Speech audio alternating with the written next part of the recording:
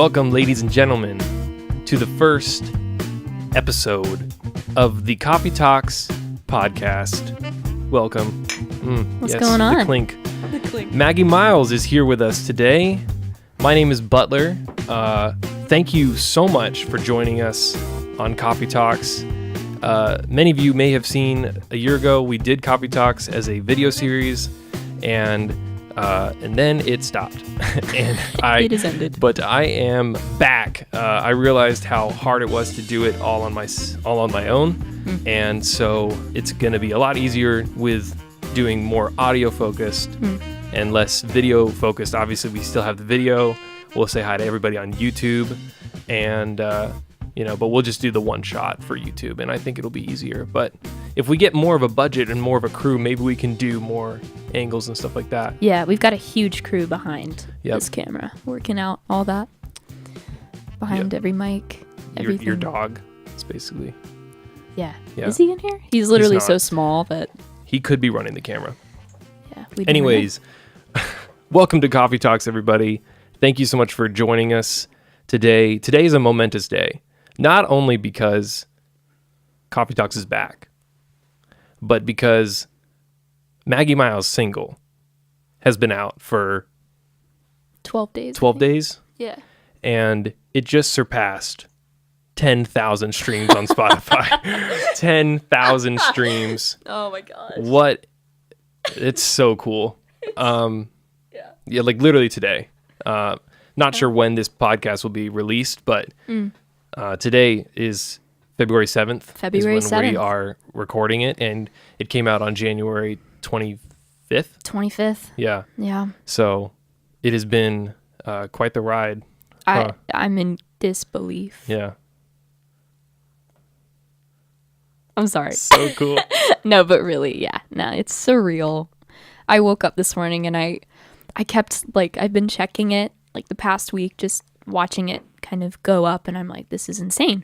And this morning I didn't do it for a long time because I kept thinking, because yesterday it was at 9,700. Yeah.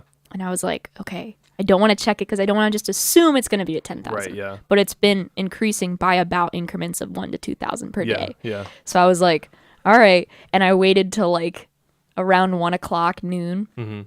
And it's almost to 11,000. And I was just like, this is insane. So cool. So it's just it's really exciting. Yeah, so that's awesome. Oh my gosh. Yeah, so I wanted to talk, we have a main topic that we're going to get to today with Maggie, but I wanted to just talk about belief and talk about how awesome it is for us to see the success that it already has had. I played a tiny role in this, in that I was in in the studio with you producing. It's not a tiny role. Yeah, I mean, yeah, but you have a lot more reason to be the person that's just celebrating for yourself, but I'm also celebrating with you today. Aww. Which is, I'm just thanks, Nathan. So excited about it. And I honestly not that I didn't think that the song could, but I never really even expected this either. Did you ever expect to get 10,000 streams? Oh my gosh. Yeah. No. I mean, I was freaking out when I released Contradiction that it reached 1,000 streams after 2 weeks. Yeah. So, yeah, no. Expectations were kind of we'll see what happens. Yeah. But when you have something that's high quality production like that and so much work, Austin Bello, my producer, seriously, he took it just to another level. Yeah, he was awesome to work with. He's insane. Yeah. Well, before we get any further, let's enjoy this coffee. Yes. That we were having while we were talking. This coffee is, what kind of bean do we have today?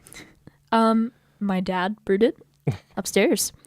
Yep. I believe it's Starbucks Veranda Blanders blend. Well, bland is a better. The intro on the YouTube, for our YouTube watchers, the intro was at Happy Creek in Purcellville, Virginia, and so you'll be wondering why we have mugs, but the intro was done at Happy Creek. I already drank my cappuccino that I had from Happy Creek, And so I'm hopped up on some caffeine right now. Yep. And but that was gone, and Maggie didn't have any coffee, and we were like, wait, this is Coffee Talks. We have to get some. So your dad, who is also letting us use his studio today. Yes. Very generous of him. I love you, Turner. Thank you for letting us use this space. I love him too. And and he made us this coffee. Yeah, so it's pretty good, actually. I'm drinking mine black. What do you? Yeah. You have some cream in there? Nah, it's black. Okay. Yeah. So I'm gonna take a sip. Let's take a sip and Together. just try and describe what Sure. the taste is of this nice little Starbucks pot coffee. Not like that. Here we go. Are we gonna like slurp? No. This isn't ASMR. No. So sorry. Ah, yes. How intricate can we get with this description? I'm getting nodes of, is that a word? Of, My vocal nodes.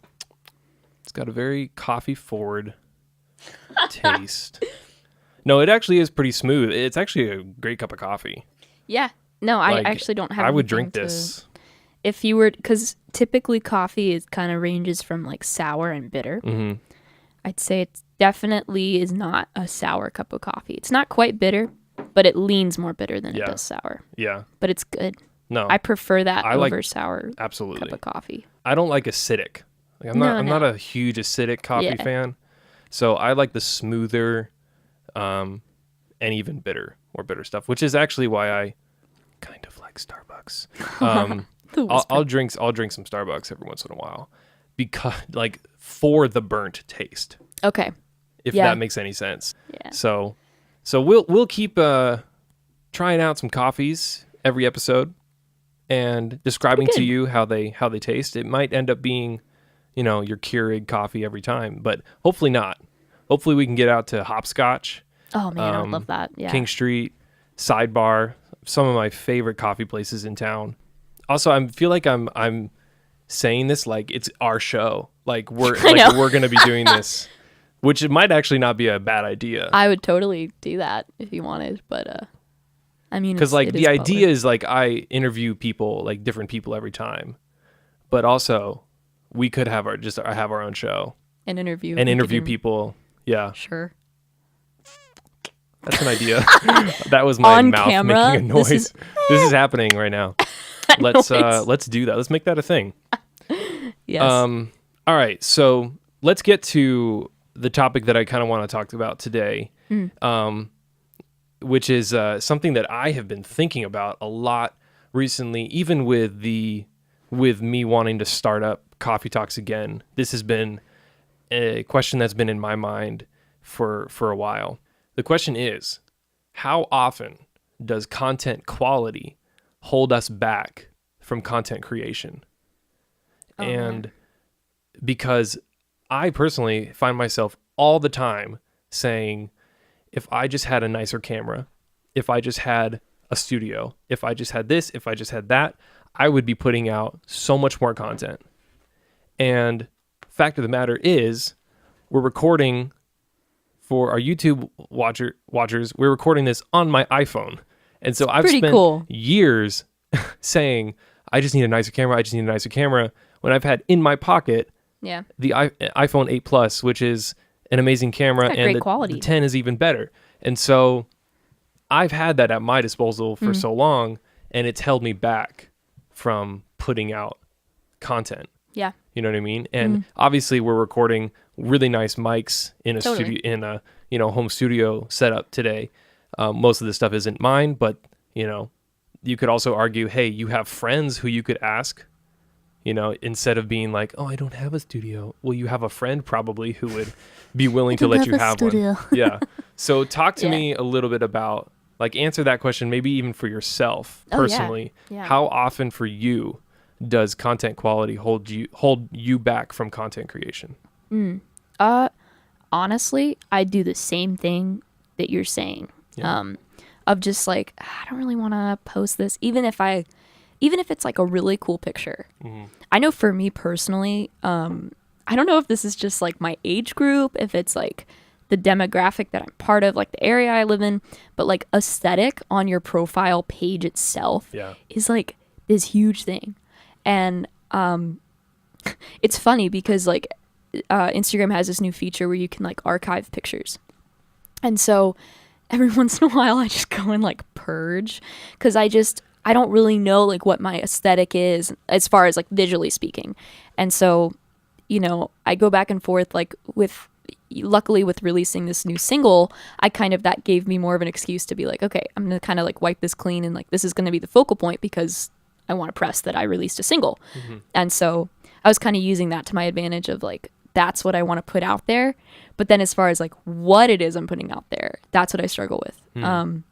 And that's when I think stories on Instagram in particular, I don't really use Facebook stories. I don't know if anybody does. Mm-hmm. And if you do, I'd love to hear like how you do, because I just feel like I don't feel like people really view Facebook stories. Mm. I don't find myself doing that, but you know, maybe people do.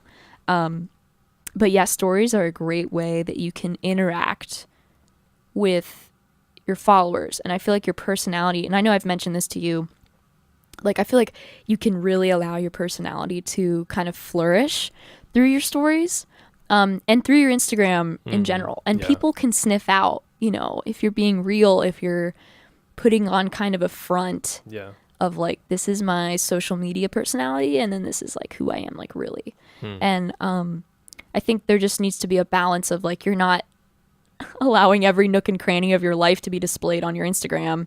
But also just being like organic and like, yeah, this is who I am. Like authentic. Yeah, totally. Yeah.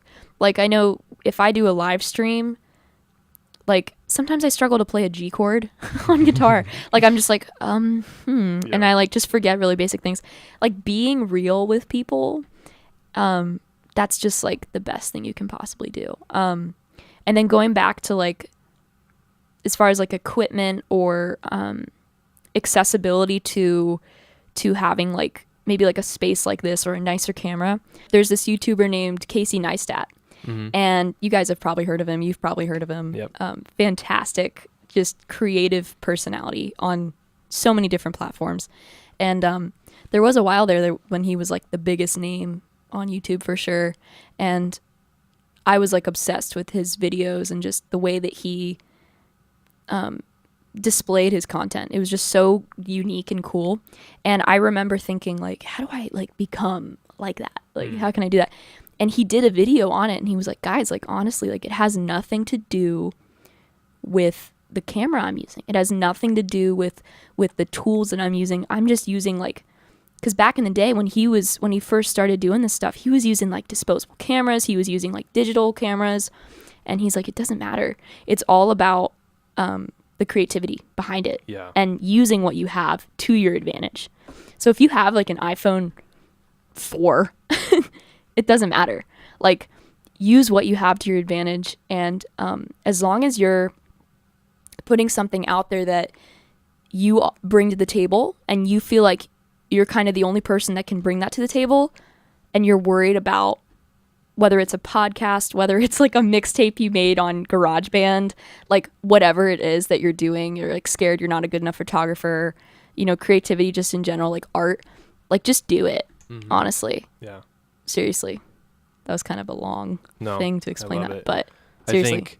I think that personality is the biggest thing, because you can have the nicest equipment in the world and vlog every day and put out content all the time and be a huge YouTuber.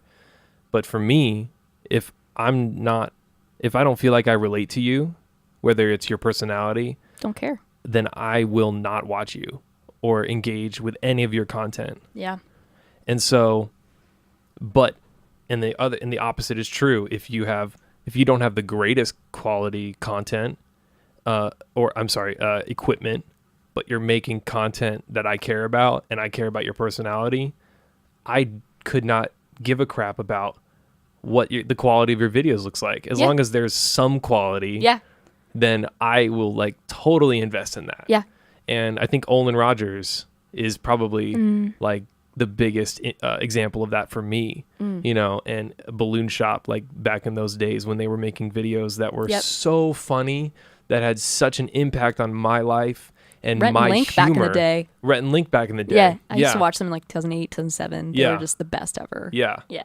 And I've been like maybe the last 6 months, I've gotten super into Good Mythical Morning, and I love them. I watch it almost every day. They're so funny. Yeah, and I follow them on Instagram as well, and they put up IGTV videos all the time where it's like literally just on their iPhone, and they're making some funny video or something that.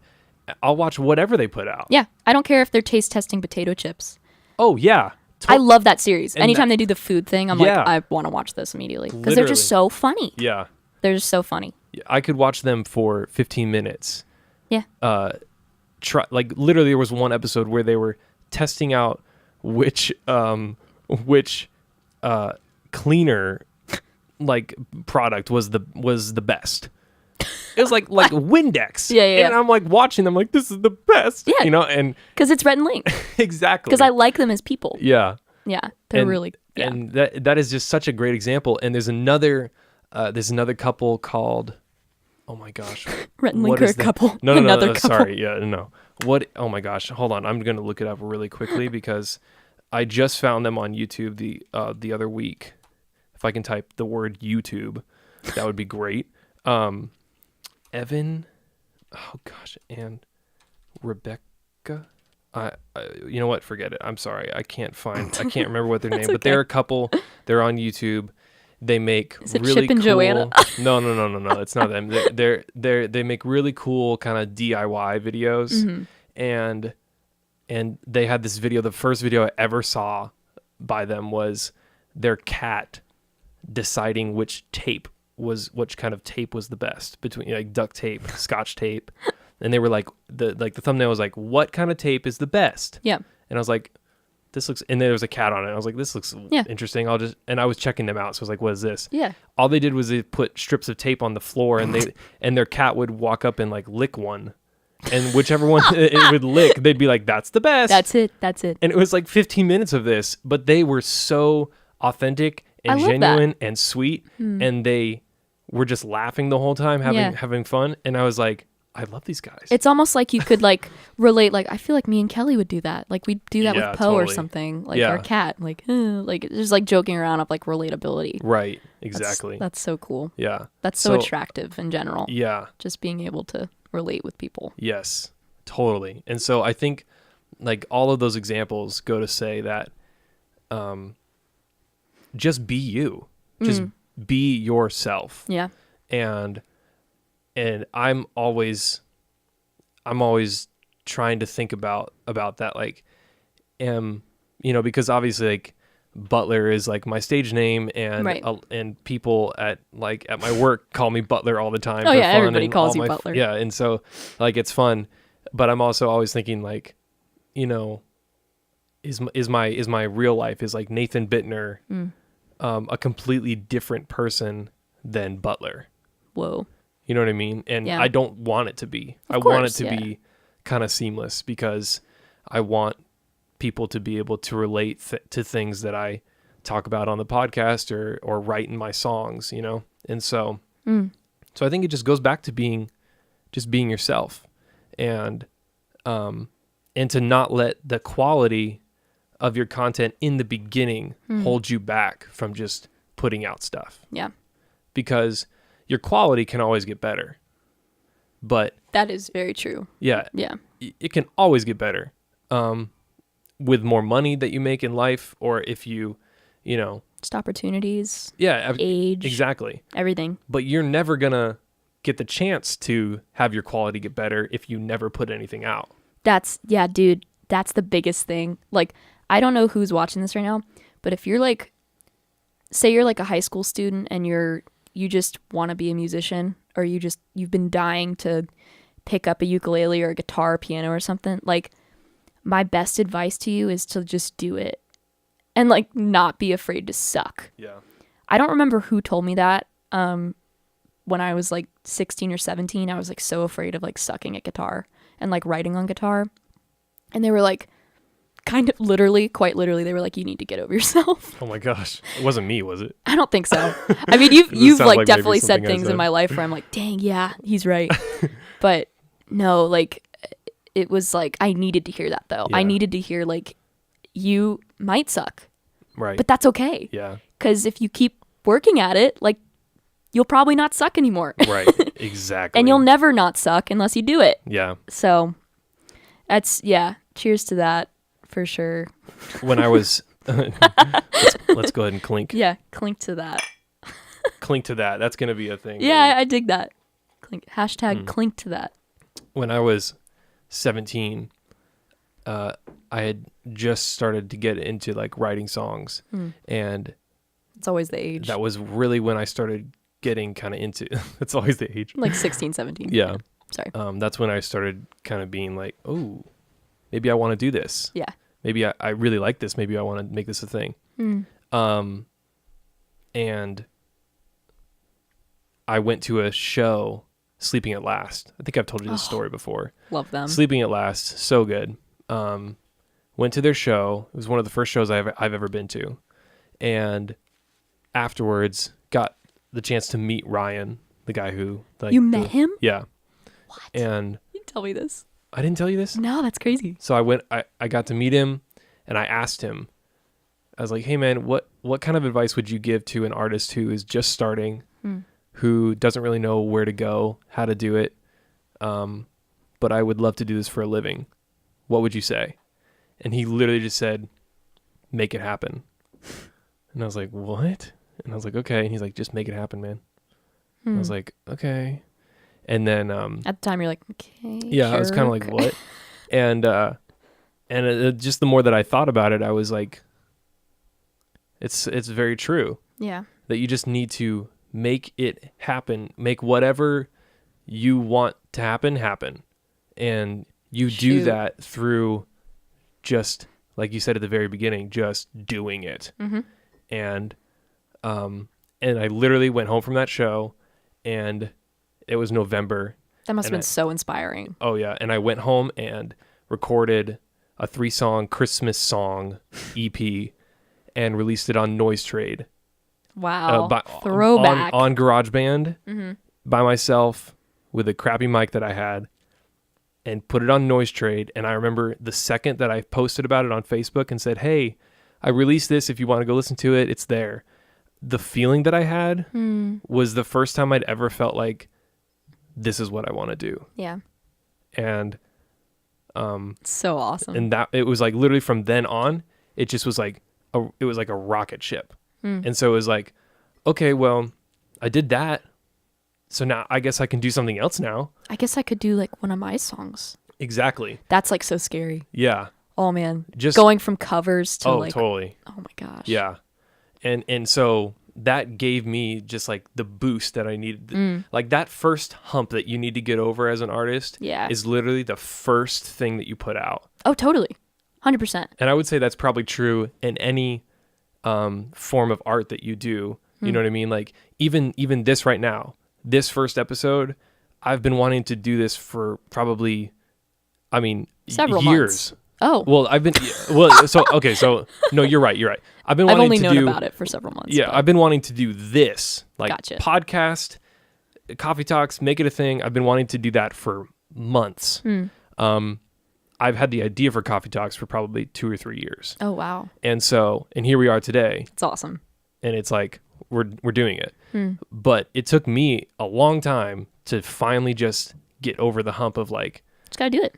I just got to do it. And maybe the quality is not going to be as good as it will be in the future, but like, let's just do it. Yeah. You know what I mean? And even now recording this, I'm already excited for the next time. And I already feel like, okay, I did it. So let's go do it again. You know what I mean? And so there's always like that first thing that you just need to get over as an artist, of like getting over yourself, Yeah. being willing to be a little bit vulnerable and have it not be as good as you want it to be. Learn from it and go do it again and keep doing it and Dude. keep getting better. Yeah. Being okay with it not being perfect. Yeah. I mean, like, obviously you should always strive for excellence. That's like a really great character trait to hold. Like, okay, I want this to be good because you care about it. But at the same time, don't I know Nathan's helped me work on this, but like when I first released my first single, Contradiction, like the first couple months after I released it, and people would tell me like, hey, this is awesome, like I really like it, I'd be like, thank you so much, because it was like the only thing I'd ever done. Yeah. Like really, like iTunes, Spotify, all that stuff. And then like after it had been a couple months and I was like working in the studio with Austin and stuff like that, and anytime someone was like, I love Contradiction, I felt this like need to like defend myself. Like, hey, actually, I won that in a raffle. And I was really rushed when I recorded it. And it was my first time in the studio. And I really didn't know what I was doing. And like, blah, blah, blah. And like, I feel like I had to like explain myself. And I remember one day you witnessed me do that. And afterward, you're like, Maggie, why are you like defending yourself about it? Like, that happened. Like, you can only go up. And I was like, oh, shoot, you're right. And so now when people like, I still get messages about Contradiction and like, yeah, I might feel like it's not the best quality project I've ever done. Yeah. But you know what? Like that song like means so much to me, and it means so much to other people. Yes. And that's awesome. Yeah. You know what? Like that's all I care about. Like relatability again. Like that's the biggest thing in my writing is like, I know that like when I don't understand what's going on in my life, I'm going to create something that I do understand, and that's music. And I'm going to create something that helps me cope with what's going on or understand or whatever. And so the idea of other people relating to that, freaking awesome. Yeah. That's like the best ever. And I know we've talked about this before, but the idea of people really latching on to something that you put out, and then us moving on in our artistic journey of getting better and getting more mature, and wanting to then go back and take that song off Spotify and have nobody hear it ever again because we're kind of embarrassed about the quality, and we know that we can do so much better now. But people are streaming Belief because they streamed Contradiction. Yeah. You know what I mean? That's very true. So like they latched onto you and they related to you as an artist, as a person, because of the earlier things that you did. Yeah. And they were fans of you before you had as great a song as Belief. You know, they were fans of us before we had such as good quality as we have now of our songs. And so I know we've had that conversation of wanting to take that, but not on camera. So but not on camera. Yeah. You know, like for me, like the song Moonlight, as much as I loved making it, and I still like. I love that song. Love it. I know you love it. It's just cool. Yeah, but there's chorus. I just listen to it, and there's things that I want to do differently. Yeah. And I know that everybody that was part of making it would feel the same way. But I still have so many people that reach out to me and say the same thing, that I love that song. I love that song. Aww. Play it live, you know. And I'm just live. Like mentally, I'm so like not in that season of when I wrote it anymore. But people supported us in the early days, and oftentimes it's those people that latch on to your content, even when the quality is not necessarily at its height.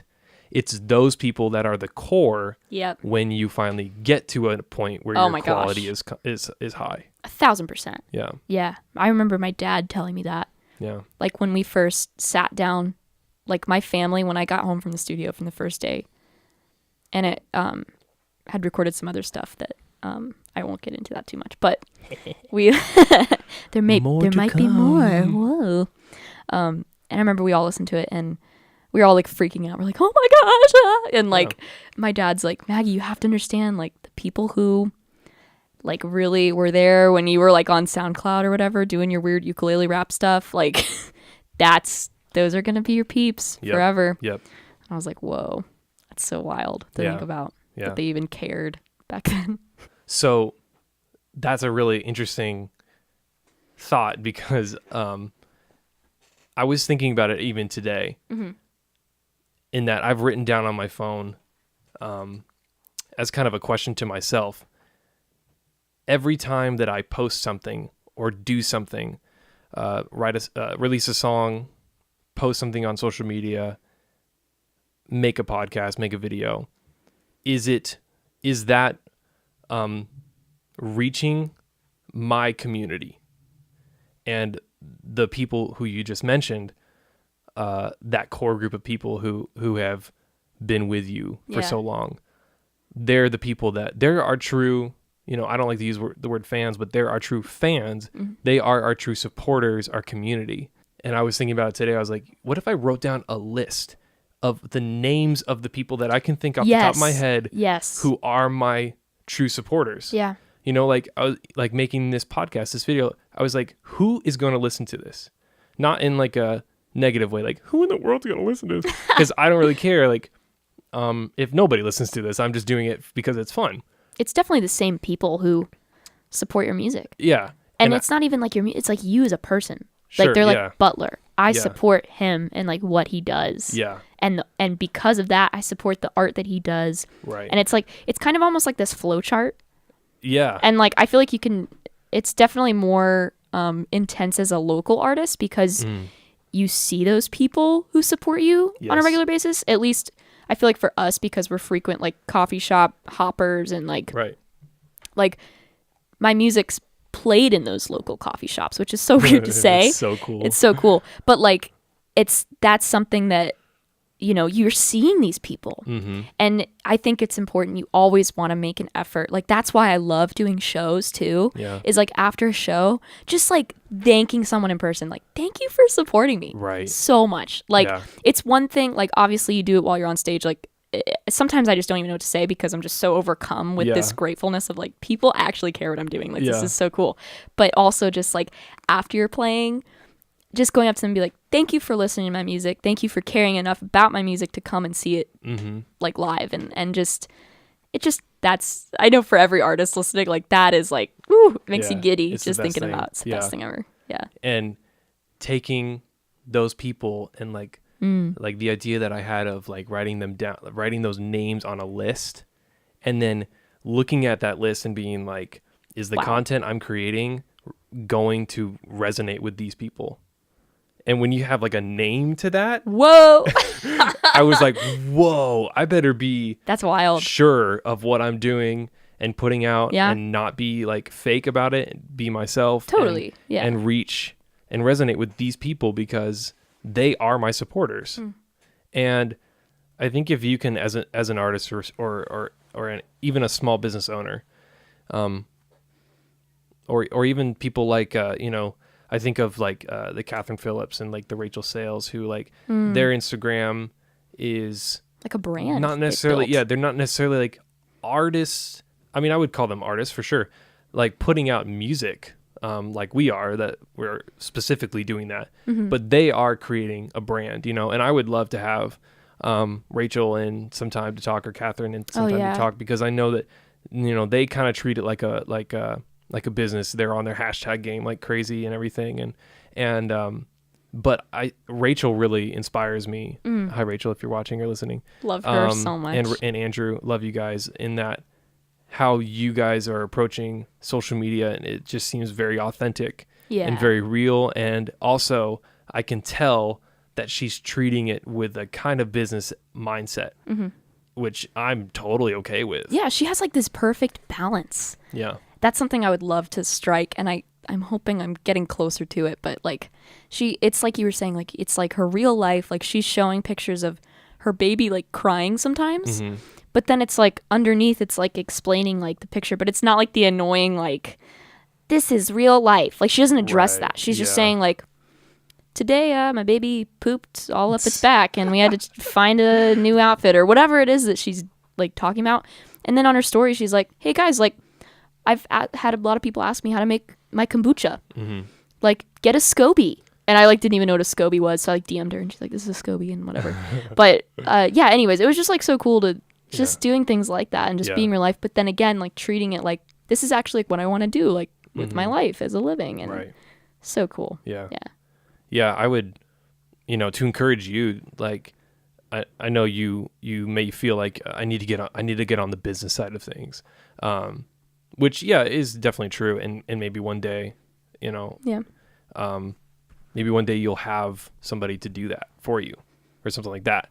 But I feel like what has always been so great about you and what you've been super successful at doing is just being yourself, and I think that you've like done a good job of your Instagram. Just feels like a personal account, which it is, but you also made it like a musician band. I remember we made it that business account at one time, but it still feels like it's just Maggie's Instagram. And I think I'm glad that is that's a really good balance of, hey, this is my music, but hey, this is my life. Yeah. And hey, they're the same thing. And people who support your music are also kind of supporting your life. You know what I mean? And I think that's the vibe that I get from your Instagram. So I would just encourage you, like, don't worry about the business side of things like quite yet. Yeah. Until you need to. Or until maybe you can find somebody to do it or something like that. That'd be great. But there's always ways that we can better engage with our community and better engage with our supporters. Yeah. But just keep like don't fix it if it ain't broke. You know what I mean? That's a good point. Keep being you. Yeah. I feel like sounds like Butler too, because I think we were talking about it the other day, because I noticed you were kind of like posting about, oh yeah, like me and Kelly were hanging out, or your cat or whatever it is. Yeah. I noticed you're posting it on Sounds Like Butler. And I think I asked you, I was like, did you mean to post it on there? Like, no, I wanted to kind of be like me and show my personality. And I thought that was super cool. And now it's like, when I look at your page, there's like enough pictures there now where it's like, it's the same thing, where it's like, this is Nathan. This is Butler. It's the same thing. Yeah. Yeah. No, I definitely have intentionally been doing that, because I have my own account. I have Nabro, my personal account, but I haven't used it since last summer. And I really like intentionally decided I'm going to post everything I do on the Butler account. Because the idea that, that we've been talking about all this time is it's about personality, and it's about people relating to you. Yeah. In ways outside of your art. Because I think if people can relate to you in the sphere that's outside of your art, just, hey, this is my song, outside of that, then when you say, hey, this is my song, not saying this is you, but when we say, hey, this is my song, check it out, then they're like, oh, hey, the fourth time. I'll check it out. Yeah. Yeah. So I think that's like really key too, is getting people to relate to you and resonate and connect with you on a level that's maybe not even close to your art, which is weird to say. Yeah. That when you or business, maybe if you're treating it like a business. Yeah. Like whatever getting that might people be. to relate to you on a sphere that's outside of your business. Then when you are promoting your business, you're promoting it a lot parallel with who you are. And then people will feel like they're supporting both you and your business. Pretty cool. Yeah. I'm immediately thinking of Daniel Heffington. Yeah. And we need to get him on the podcast. Yeah, great guy. You guys should listen to his music. He just released an EP. I think it was this summer. It's like for the Broken, I think is what it was called. But great EP. But yeah, I feel like he does a really good job of like, I love his highlights that he has, his like story highlights and his posts. Like you and him both do like polls recently. And I think those are really fun, and just like ask me questions. Like, that's a really fun way to like interact with like your followers. And like, I don't even like calling them that. Like, I feel like they're my friends. I know. Which is like, I feel like I'm in denial even saying that too, because like they're my friends, because a lot of them are like random people I went to high school with that I never talked to, but they're like so sweet and like supporting what I'm doing, and I'm like, we never even talked. Thank you. Like, But yeah. Anyways, that's like such a cool way too. Is balances everything. Yep. So crazy. Cool. Well, let's wrap it up. It's been great. Is there anything else you want to talk about? It was me wrapping it in a bow. Let's clink one more time. Yeah, I'll clink to that. To the coffee talks. I dig Thanks it. to Maggie Miles for joining us. A little bit cold. A little chilly. Yeah. It's a little bit cold. We've been talking for 45-ish minutes. But go check out Maggie on Instagram at Maggers Miles, right? Yeah. Maggerz. Yeah. Miles. Sorry. And give her a follow. Check out Belief on Spotify and Apple Music. Thanks, dude. Be on the lookout for more coming soon. Really excited we're both really excited about that. Heck yeah. Music So videos coming soon. Just so many things that are coming soon. Ah. And thank you for checking us out and listening to the podcast. Thanks for leaving a comment below as to maybe like a question that you can think of that you want us to talk about next time, that relates to art or creativity or life, social media, whatever. We just we're not really experts. I don't think we even think we are experts, but we love to talk about this stuff anyways, so we thought we'd make a podcast out of it. And so thanks for joining us today on Coffee Talks. I'm Butler. And I'm Maggie. That's Maggie. Have a great day, everybody.